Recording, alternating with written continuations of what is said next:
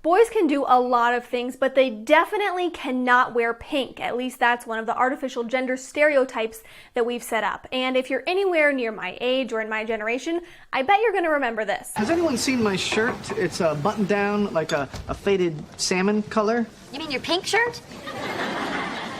Faded salmon color. So we know boys get made fun of for liking or wearing the color pink, all because of these macho stereotypes we've set up about the way boys and men are supposed to be. But one mom is looking to change all of that. She set up a campaign with the hashtag Free to Wear Pink, and it's all about teaching kids that it's okay to be yourself and that who you are does not have to be dictated by gender stereotypes. In fact, she's now selling her own brand of t-shirts called Quirky Kids, tackling all sorts of gender stereotypes, not just the myth that boys can't wear pink, but also things like the myth that girls don't like science. So why is it that we've created a society where boys can't wear the color pink? Just think about it. There's nothing inherently girly or unmasculine about pink. It's really just a color, and the rules surrounding that are entirely made up, and then they're perpetuated by every generation. In fact, that's true of a lot of the things that we do. We don't need to behave in certain ways, we just do because we accept that that's what society tells us and that's just the way it's supposed to be.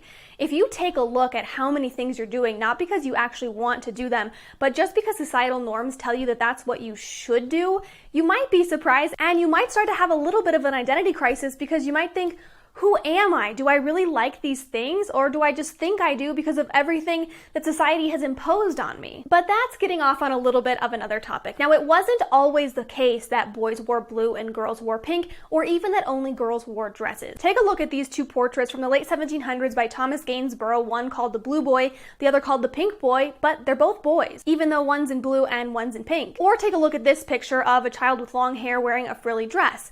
If you think this is a girl, we couldn't necessarily fault you by today's standards, but you'd be wrong. This is actually Franklin Delano Roosevelt. And while today that might make people cringe or think that child is going to grow up as a freak with some sort of gender identity issues, that was actually entirely normal for kids during that time period. A lot of kids, both girls and boys, wore dresses until about the age of 6, and then parents started putting their boys in trousers and keeping the girls in dresses. It was in the mid-19th century that blue and pink and other pastel colors were first introduced as baby colors, but even then, they still weren't gender specific. It wasn't until about World War I that blue and pink started to become gender signifiers, but at first it was actually the other way around. The Smithsonian quotes Earnshaw's Infants Department in June 1918 saying, "The generally accepted rule is pink for the boys and blue for the girls. The reason is that pink, being a more decided and stronger color, is more suitable for the boy, while blue, which is more delicate and dainty, is prettier for the girl." Then the colors started gradually shifting genders. In 1927, Time magazine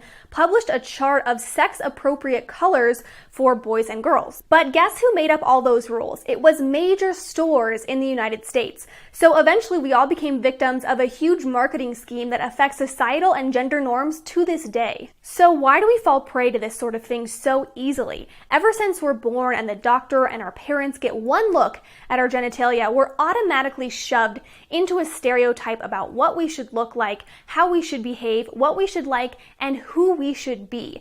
And it's all based on one very little thing, whether or not we have an extra X chromosome or a Y chromosome, whether or not we have a penis or a vagina. And the color pink is just one example of that. We also see this with makeup, body hair, sexuality, career preferences, whether or not we're likely to be a good cook, whether or not we're gonna wanna have kids.